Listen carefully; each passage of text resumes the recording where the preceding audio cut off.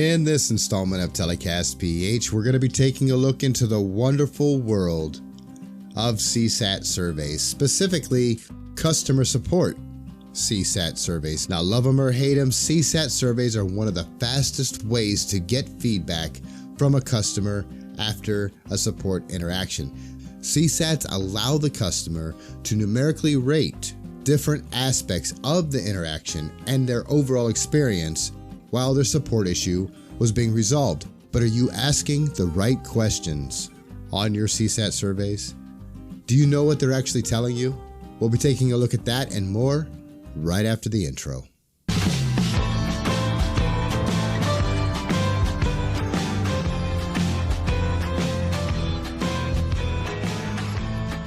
Before we get started, if you have been following my content and this podcast, you may have noticed some changes. I'm no longer BizDev Jeff, a little personal rebranding.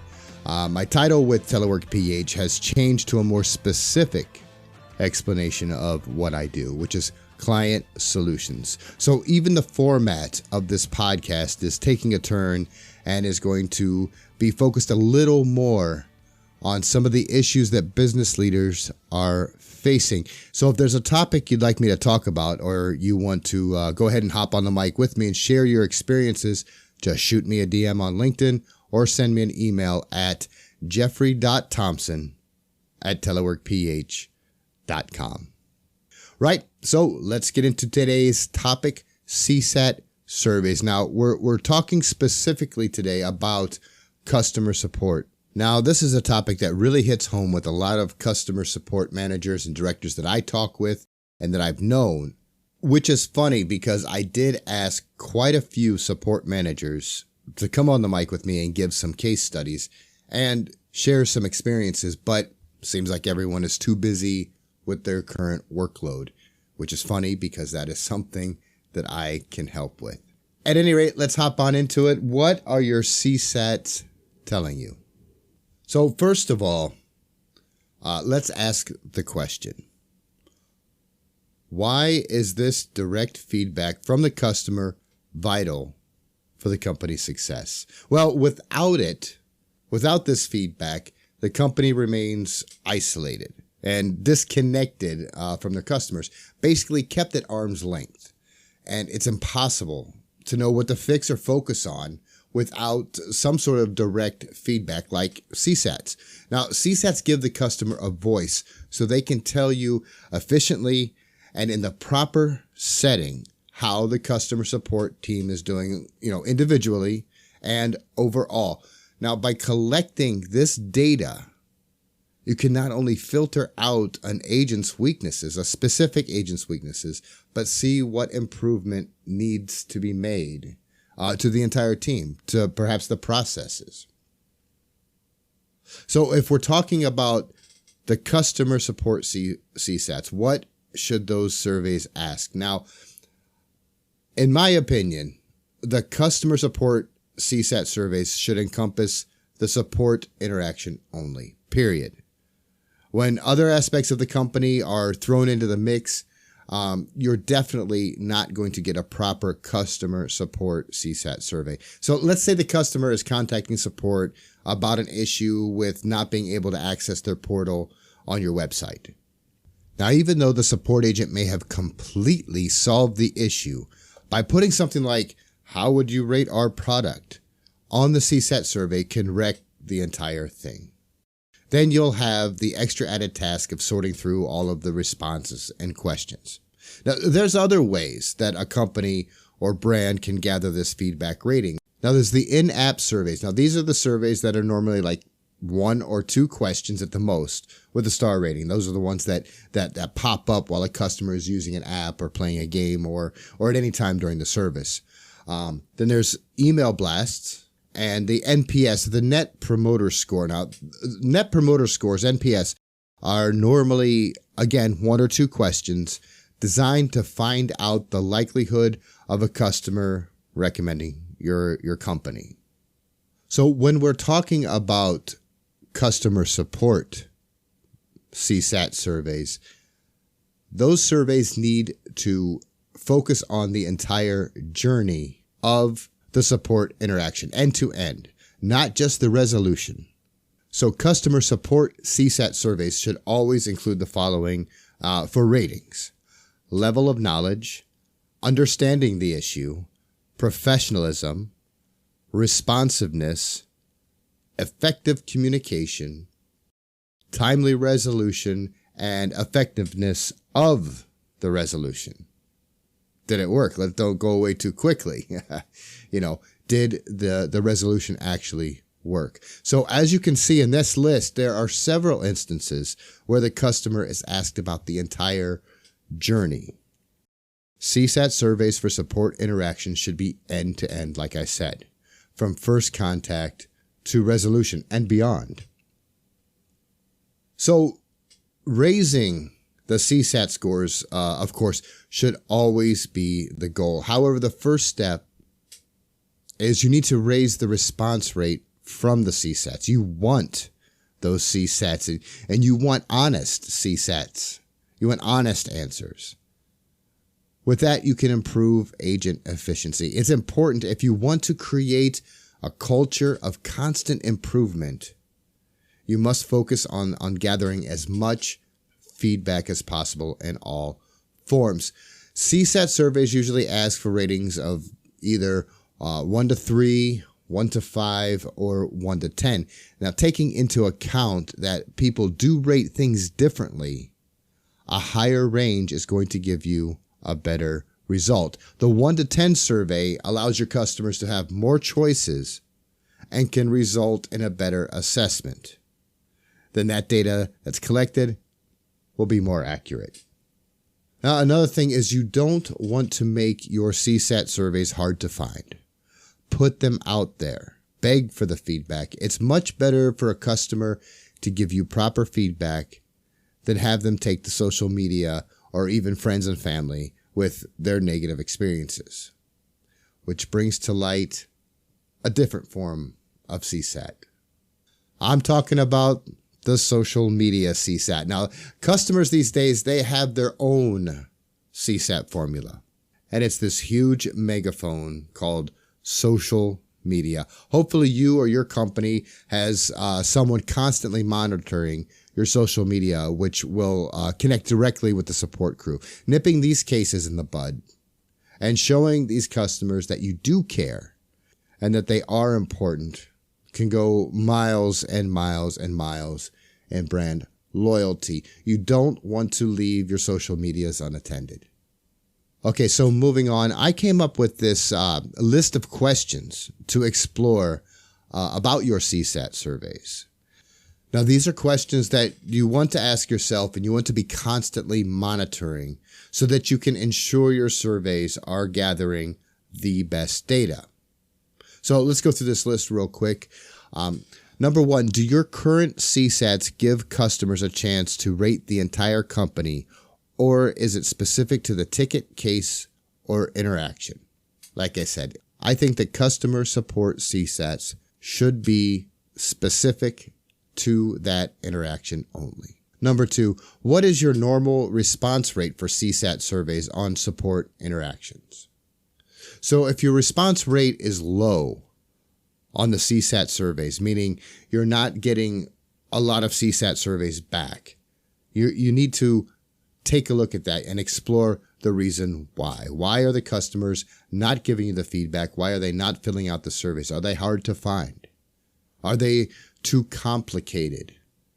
Could be a number of reasons. Number 3, how soon after the ticket is closed is the CSAT survey sent to the customer? Now, closing tickets is certainly different between companies. For myself personally, I always liked being told directly by the customer, or I would ask them, may I close your ticket?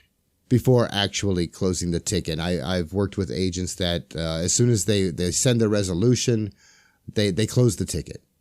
Now, I think that it's a good idea to follow up even a day afterwards before closing the ticket. Leave that ticket open. It's not going to kill anything. Leave that ticket open. Follow up with the customer. How did that resolution fit in? Now, if they tell you right away, obviously, yes, it's working perfect. Thank you very much. May I close the ticket? Yes, you may. Go ahead. So how soon after that ticket is closed is the CSAT survey going out? Is it immediately? Is it a week later? Take a look at that and maybe test it out. Try to send some out a few days afterwards. Try to send some out immediately and see where you get the better response. Number 4, how much importance do you put on CSAT surveys, good or bad? Number 5, do you ever disqualify CSAT surveys? Now, there's 2 schools of thought about that.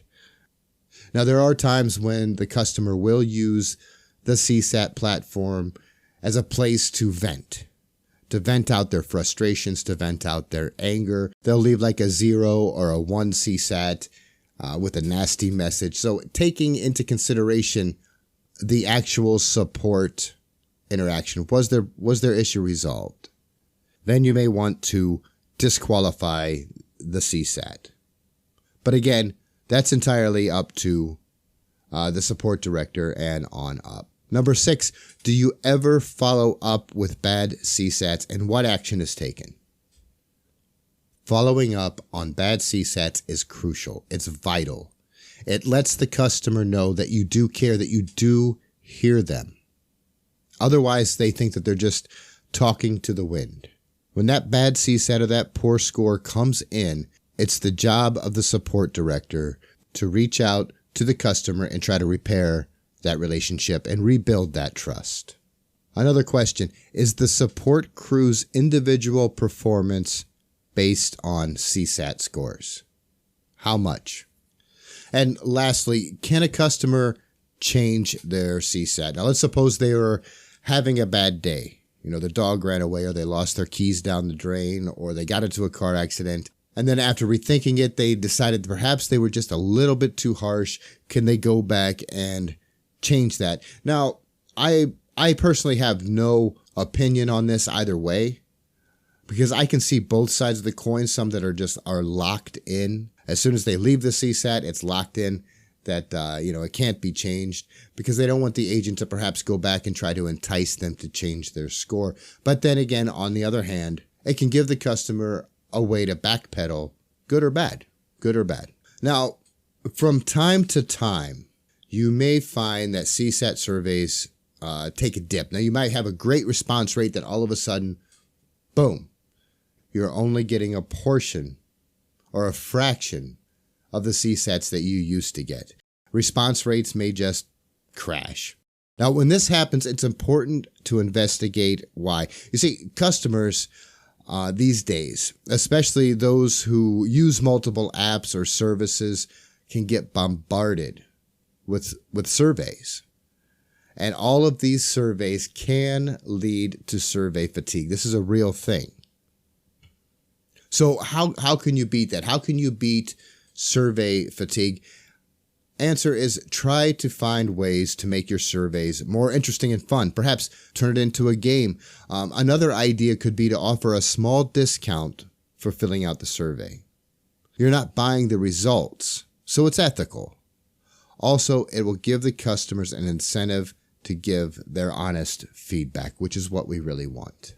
Now, the next step is to make sure that your support agents are asking the customers to fill out the CSAT surveys. I mean, one possible reason that customers are not filling out the CSATs is that they simply don't know that it exists. Even though a follow-up email will be sent including the survey, people tend to leave the interaction quickly once the issue is resolved. So they just might think that last email is simply a generic thank you email or an apology or both, which the customer just may not feel they have time for. So having the customer support agent either via phone or email remind the customer about the survey can help.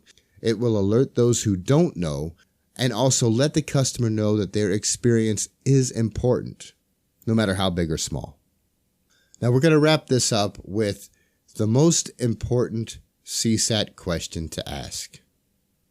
I'm certain that you'll agree with me, the journey for the customer is an emotional one. Every single part of it, from the initial purchase And throughout the lifetime of the relationship with your company, asking a customer how they actually feel in some way or another about the interaction is a great way to gauge their actual satisfaction and level of emotion.